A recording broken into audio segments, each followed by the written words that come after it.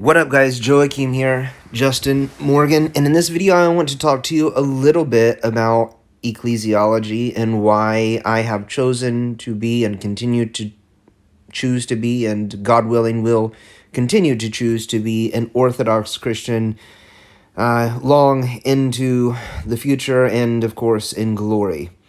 And the reason that I make this particular video appealing to church hierarchy and those types of things is because when I was a Protestant, when I was part of the evangelical Pentecostal church, and then later as I began to explore my way through both Anglicanism or the Church of England and Catholicism and other more sacramental high church churches, there were several things that became apparent to me, and one was that it was, in fact, the church that produced and gave birth to the scripture, which we in the Orthodox Church regard as holy.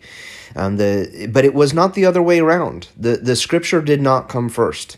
It was, in fact, the church that produced the scripture, not the scripture, the church. And you see that evident in some writings, such as 1 Timothy chapter 3. Paul, in this certain section of his letter to his spiritual son Timothy, begins, and he says, "A faithful saying, if a man desire the office of a bishop, he desireth a good work." Then I don't know if he mentions specifically presbyters or priests, but then he kind of goes down to the rank of the deacon, which he gets to here in verse 8. And you see these ecclesiastical clerical offices. These are the offices that are described in the New Testament. That of the bishop, the presbyter or priest. It's translated in other places, such as when referring to the priest in the temple as priest. So I don't know why in other places in English we choose to translate presbyter sometimes as priest and then other times as elder, but that distinction is made in many, especially Protestant Bibles. But, there's these three areas: the bishop, the priest, and the deacon. And so there are giftings that are given to the church as a whole, and we know those giftings as the fivefold ministries is what they're called: the apostle, prophet, evangelist, pastor, and teacher. But those are only as giftings given to the church. That's only given in one place, and nobody is ever called like that. That's not the office that's handed down through the laying on of hands.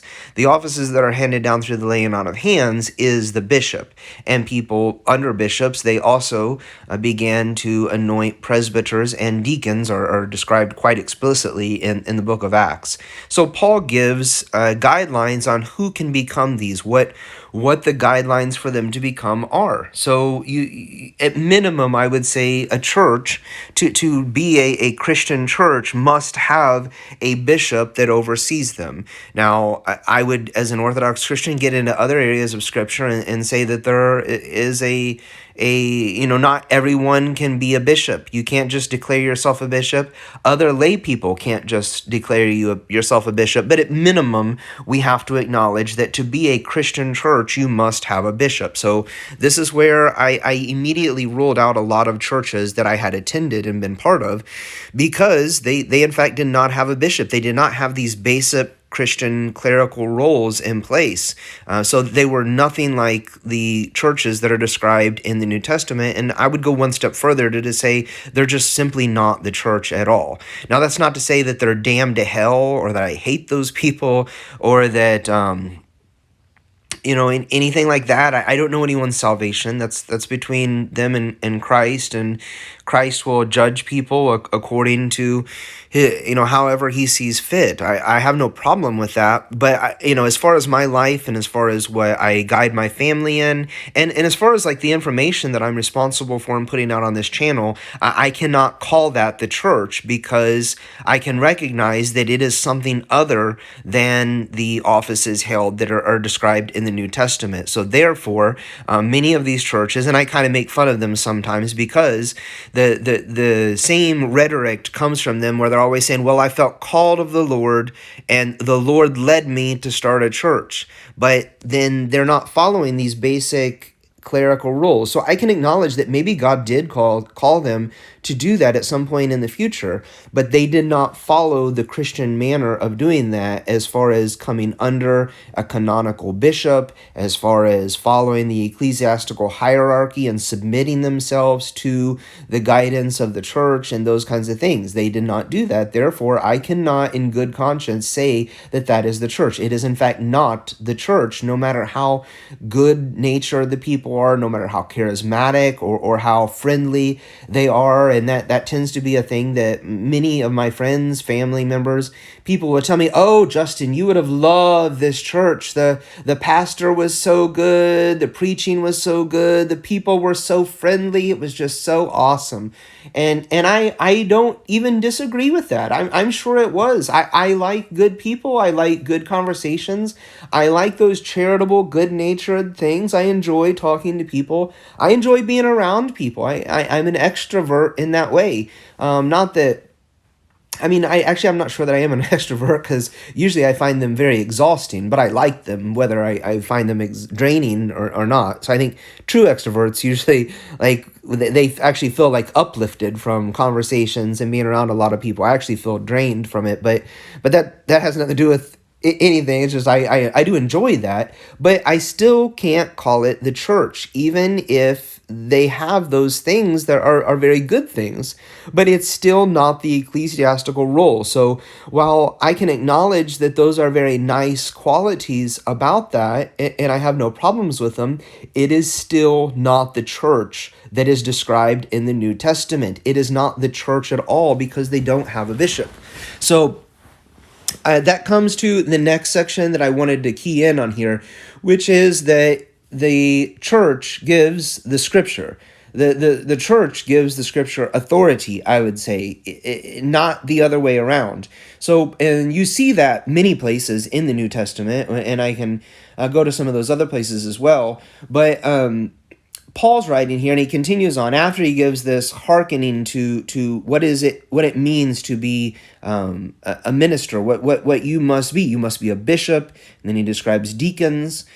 And then he says, "These things I write thee, hoping that I will come to thee shortly. But if I tarry long," he writes these things, "that thou mayest know how thou oughtest to behave thyself in the house of God, which is the church of the living God, the pillar and ground of the truth." So notice that Paul, in his writings, he does not identify the scripture as the pillar and ground of truth. It is the church itself, which is the pillar and ground of truth. And he finishes this section saying, "And evidently great is the mystery of godliness, which is manifested in the flesh, which justified in the spirit, appeared unto angels, hath been preached unto the Gentiles, is believed in the world, and taken up in glory." So when we see this passage, we must understand that this early church, the apostolic church, is built upon the bishops. The apostles build it upon themselves, and they pass it down. He goes into great detail in this, what it means to lay on the laying on of hands, to choose men which are godly men, full of the Spirit, not new converts, and that they must be. The faith is passed down through this way, through the laying on of hands, and it is upon the bishop. So the church centers around the bishops. You may have other opinions, but this is the apostolic opinion. So if you disagree with that, then it literally is the apostles themselves in their writings that you take issue with. So while I respect everyone has the right to their own opinion, you have the right to be wrong. The apostolic Christian tradition must center on this, and to deviate it is literally to deviate from the Christian faith. Just because you keep calling it the Christian faith, that doesn't make it true. And just as you have the right to believe that, I have the right to call out the fact that there is a discrepancy between what you preach and what you teach and what you say, and you keep saying that it's found in the Bible, but I'm showing you in many passages where it is in fact not found in the Bible. This is in 1 Timothy. I think it's in 2 Timothy. Paul writes again, and he says that, I think it's 2 Thessalonians. He says that, I think I've quoted this recently, but he talks about how, what he talks about what was, he commands them to keep both what was taught by word of mouth and by letter. So he specifically mentions the traditions. So the apostolic tradition. I know many people like to say that, oh, we don't believe in the traditions of men. Well, neither do we, but we do believe in the apostolic tradition, and we have record in the New Testament of them telling you to keep it. So stop calling what the apostles called tradition, what they commanded the churches to teach. You better stop saying that that's the traditions of men, because you set yourself against God and you begin to harden your heart. And I think there is a danger in this. There is a danger for men in general to harden their hearts towards the true church, which I would say exclusively belongs to the Orthodox Church. And yeah, so this video in general, like, it's not making a case exclusively for the Orthodox Church, even though I do believe that, but I haven't made an argument for that in this video. I have made an argument for that in other videos, and people more educated and better I don't know, people good at rhetoric.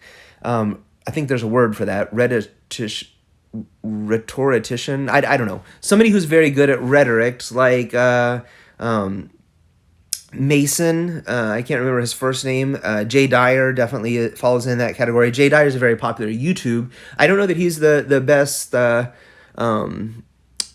rhetoric person out there, but he's one of the best on YouTube for sure. I think I want to say Perry Mason, but I don't think that's right, because that's somebody famous. So I think it's Perry. I can't remember the guy's last name, but so there are many very good Orthodox people that make good cases for why the Orthodox Church exclusively maintains the ecclesiastical hierarchy of the church.